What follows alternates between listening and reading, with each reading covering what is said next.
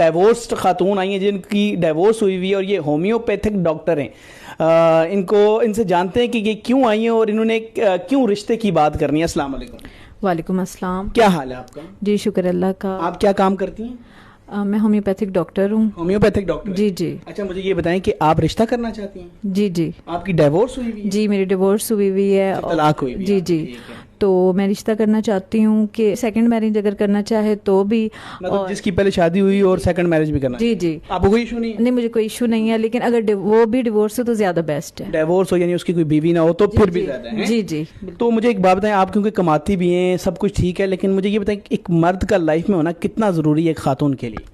بہت. میں بس یہ سمجھ لیں کہ بہت ضروری ہے. اس لیے میں تو یعنی کہ نکاح جو ہے ویسے بھی ایک جو ہے اللہ تعالیٰ نے ہمیں جو راستہ بتایا ہے نکاح کا تو وہی بیسٹ ہے. میں اور بھی کوئی بھی ڈیورس اگر ہیں کوئی بیوہ ہیں میں ان سے بھی یہی کہوں گی کہ آج کل ایپ جوائن میں ہاں جی نکاح ایپ جوائن کریں. تو مجھے یہ بتائیں ایک ڈیورس، آپ چونکہ ڈیورس ہیں، کتنا دکھ ہے ایک عورت کے لیے ڈیورس کا؟ ظاہر ہے ڈیورس جو ہے وہ بہت بڑا دکھ ہے.